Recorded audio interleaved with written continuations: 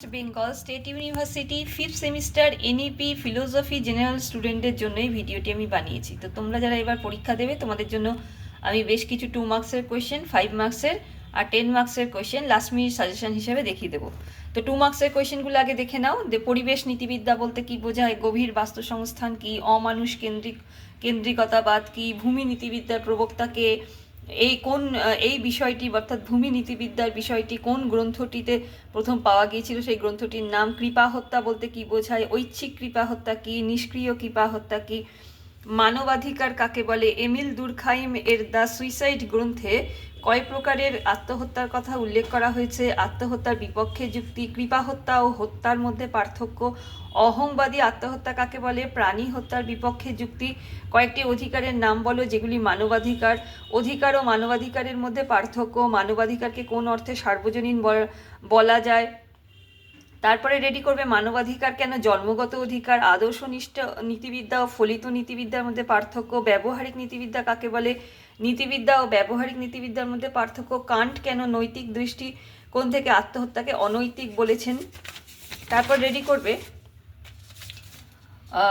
নৃকেন্দ্রিক ও অনৃকেন্দ্রিক পরিবেশ নীতিবিদ্যার মধ্যে পার্থক্য, ঐচ্ছিক ও অনৈচ্ছিক কৃপা হত্যার মধ্যে পার্থক্য, কৃপা হত্যার বিভিন্ন প্রকার, ব্যবহারিক নীতিবিদ্যার বিভাজনের স্বরূপ প্রসঙ্গে পিটার সিঙ্গারের মতটি লেখো। এবার বেশ কিছু 5 মার্কসের কোয়েশ্চেন দিয়ে দিয়েছি। সক্রিয় ও নিষ্ক্রিয় কৃপা হত্যার মধ্যে পার্থক্য, প্রাণীর অধিকার কাকে বলে, এর উপরে টিকা টাইপ 5 মার্কসের কোয়েশ্চেন করবে। আত্মহত্যার বিপক্ষে যুক্তি বা নৈতিক আত্মহত্যা কি নৈতিক অপরাধ কিনা লেখো। আত্মহত্যার বিভিন্ন প্রকার, আচ্ছা সপক্ষেটা আগের বছর এসে গেছে ওই জন্য বাদ দিয়ে দিলাম।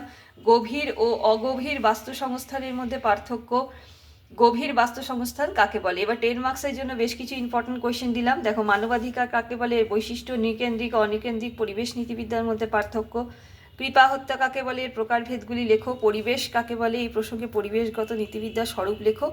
আর ঐচ্ছিক করুণা হত্যা কাকে বলে, এর পক্ষে বিপক্ষে যুক্তিগুলি লেখো। তো এই ছিল আজকে তোমাদের লাস্ট মিনিট সাজেশন। আশা করছি এর মধ্যে থেকে তোমরা কোয়েশ্চেন কমন পেয়ে যাবে পরীক্ষার হলে।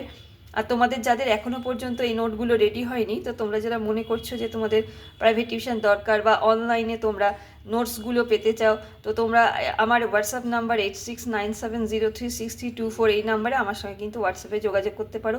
আমি অতি অল্প টিউশন ফিস নিয়ে কিন্তু তোমাদের এই প্রাইভেট টিউশন পড়িয়ে থাকি অনলাইনে, বা যারা অনলাইনে প্রাইভেট টিউশন করার, কোচিং ক্লাস করার সময় পায় না, তাদেরকে কিন্তু আমি নোটসগুলো পিডিএফ করে তোমাদের পাঠিয়ে দিয়ে থাকি পার্সোনাল হোয়াটসঅ্যাপে।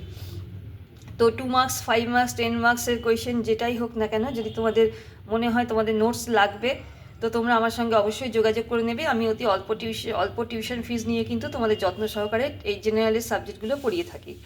তো শুধুমাত্র এটা নয়, ফিলোসফি নয়, আমি তোমাদের 5th সেমিস্টারের Bengali, history, political science, education, এগুলো কিন্তু প্রাইভেট টিউশন পড়াচ্ছি একই রকমভাবে। তো তোমাদের যদি মনে হয় বা তোমাদের কোনো বন্ধু যদি মনে করে যে তার টিউশন লাগবে, অনলাইন টিউশন লাগবে, তো তোমরা কিন্তু এই আমার নাম্বারটা তাদেরকেও ফরওয়ার্ড করে দিতে পারো, বা তাদের বলতে পারো যাতে আমার চ্যানেলটিকে তারা সাবস্ক্রাইব করে। তো এখানেই শেষ করলাম ভিডিওটি। তোমরা যারা নতুন চ্যানেলটিকে দেখছো অবশ্যই সাবস্ক্রাইব করো, কিছু জানার থাকলে কমেন্ট করো।